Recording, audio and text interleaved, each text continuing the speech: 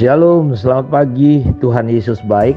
Kita sudah melewati beberapa minggu. Tidak terasa tahun 2023 kita bisa lewati bersama-sama. Dan tentu kalau Tuhan masih percayakan panjang umur, kesehatan, hidup kepada kita, Tuhan ingin pakai kita untuk jadi berkat. Karena itu Tuhan sedang menyiapkan gereja kita, menyiapkan saudara dan saya untuk kita siap menghadapi masa-masa yang memang tidak mudah. Karena Alkitab sudah menubuatkan bahwa di depan kita ini kita akan menghadapi hal-hal yang harus terjadi, sedang terjadi dan pasti akan terjadi. Karena itu seperti yang sudah kita pelajari bahwa Tuhan membutuhkan komunitas pasukan, ya, Kopassus, komando pasukan Yesus, yang tentu kita perlu melewati proses, perlu dipersiapkan sedemikian rupa supaya kita bisa menjadi pasukan Tuhan yang betul-betul dipersiapkan. Kalau untuk membentuk security, hansip saja mereka perlu dipersiapkan sedemikian rupa dengan ada pelatihan-pelatihan yang tentu tidak sama dengan membentuk tentara-tentara khusus seperti Kopassus, ya, Paskas atau Kopaska. Itu latihannya begitu berat, prosesnya itu begitu panjang. Mereka masuk dalam situasi-situasi yang luar biasa. Saya pernah lihat bagaimana pasukan khusus itu ditenggelamkan di laut, diikat kakinya, diikat tangannya. Bagaimana mereka harus tetap bisa bertahan. Tentu orang-orang biasa tidak mampu, tidak bisa. Kenapa? Karena itu berat, sulit. Karena itu menyiapkan pasukan-pasukan khusus yang siap melindungi negara itu membutuhkan biaya yang begitu tinggi sekali, Bapak Ibu. Karena itu gak heran ketika kita melihat kisah Gideon, ketika terlalu banyak, Tuhan juga kepengen bukan hanya kuantitas, Tuhan butuh kualitas. Gereja di akhir zaman perlu diperlengkapi, dipersiapkan menjadi gereja yang berkualitas, yang siap menghadapi hal-hal yang memang berat akan terjadi. Gempa bumi, sampar, aniaya, dan berbagai hal. Ketika Yohanes di Pulau Patmos, dia melihat ada meterai-meterai. Meterai kelima dia melihat ada jiwa-jiwa yang terbunuh karena kesaksian mereka, karena firman Tuhan mereka dibunuh. Dan saudara tahu, untuk itu Tuhan menyiapkan kita, gerejanya.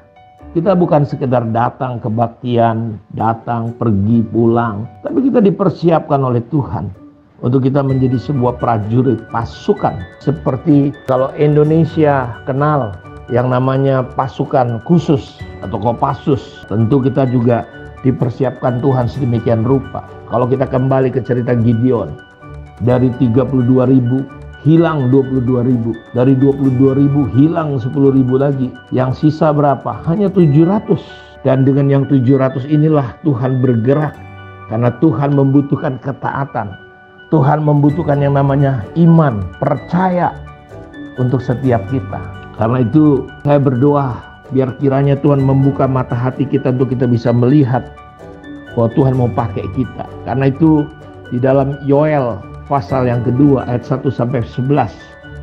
Tiuplah sangkakala di Sion dan berteriaklah di gunungku yang kudus. Biarlah gemetar seluruh penduduk negeri sebab hari Tuhan datang, sebab hari itu sudah dekat. Ingat saudaraku, kedatangan Tuhan walaupun banyak orang tidak percaya, seperti yang terjadi pada zaman Nuh akan terulang kembali. Ketika Nuh memberitahu bahwa akan datang air, banyak orang tidak percaya. Sama seperti sekarang hari ini, ketika kita cerita tentang kedatangan Tuhan, banyak sekali orang melecehkan, banyak orang mentertawakan, tidak percaya seperti zaman Nuh. Nuh berkata, bolak-balik, saudara bertobat, siapkan diri, Tuhan mau datang. Mereka berkata, Nuh, kasihan lo. Kemana mau Tuhan datang? Mau bagaimana air bah? Pada masa itu belum pernah turun hujan. Wah, Nuh ditertawakan. Sama hari ini banyak orang tidak peduli. Hari Tuhan sudah dekat, banyak orang tidak percaya. Ya, udah jadi pendeta ya. Wah, sok-sokan ya, begini. Saudara, kita harus mempersiapkan diri. Hari Tuhan datang sebab hari itu sudah dekat. Dan ayat ini berkata, suatu hari gelap gulita. Bukan hanya gelap tapi gulita. Gelap benar-benar pekat, gelap, tidak kelihatan, tidak bisa membedakan lagi warna putih, merah, hijau, gelap gulita, kelam kabut, suatu hari berawan dan kelam, pekat seperti fajar di atas gunung-gunung terbentang. Saudara, kita melihat situasi yang akan terjadi di depan. Tapi dalam situasi seperti itulah Tuhan ingin membangkitkan tentaranya, pasukannya, gerejanya.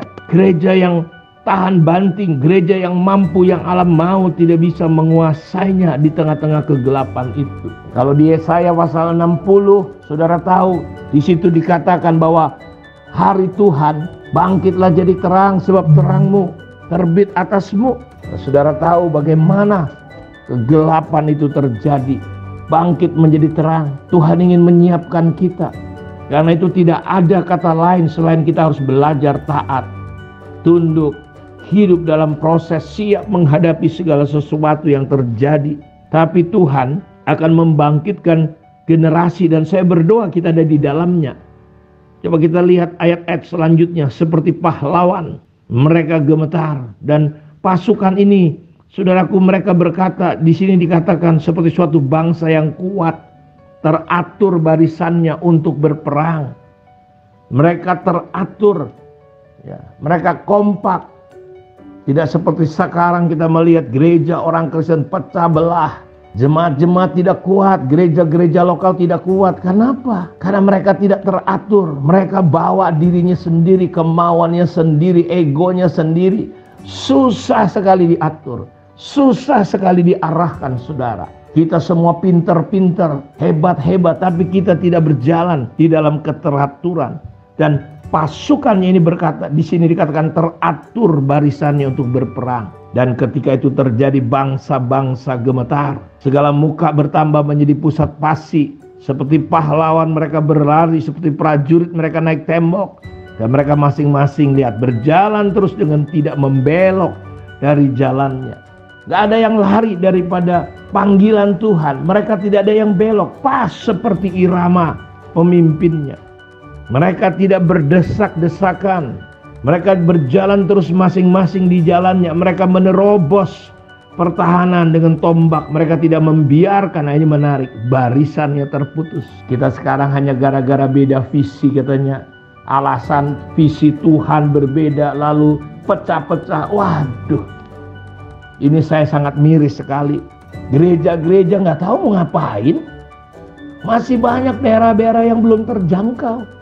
Ini ribut, pindahkan anggota jemaat ke satu yang lain, ke yang lain, ke yang lain. Tapi ayat ini berkata, kita lihat mereka begitu luar biasa. Tuhan memperdengarkan suaranya di depan tentaranya. Pasukannya sangat banyak dan pelaksana firman-Nya kuat. Betapa hebat dan sangat dahsyat hari Tuhan, siapa yang dapat menahannya. Kita lihat ciri khasnya. Pasukan Tuhan, pelaksana firman-Nya kuat. Jadi kita sedang dididik, disiapkan untuk kita tidak berjalan dengan pikiran, perasaan kita, kekuatan kita. Tapi kita berjalan di dalam ketaatan, terkuasai sepenuhnya hidup kita oleh kebenaran firman Tuhan. Dan ini yang sedang kita latih.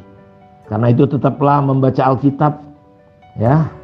Kitab Mazmur sesuai tanggal 5 pasal, Amsal sesuai pasal, dan kita baca kisah-kisah. Mulai dari kitab Kejadian sampai Wahyu, sehingga kita dipenuhi dengan, bukan dengan pengetahuan firman, tetapi kita haus dan lapar dan kita rindu mempraktikkan firman, sehingga kita menjadi orang-orang yang berkualitas dan bahagia di hadapan Tuhan. Kiranya Tuhan memberkati kita. Mari kita berdoa. Bapa, terima kasih, diberkati semua umat-Mu dimanapun mereka berada, ya Tuhan. Tidak ada kata lain selain terima kasih. Lawat kami Tuhan. Kami mau tetap setia sampai akhir hidup kami. Terpujilah Tuhan, dalam nama Yesus kami berdoa. Amin. Tuhan memberkati kita semua. Shalom.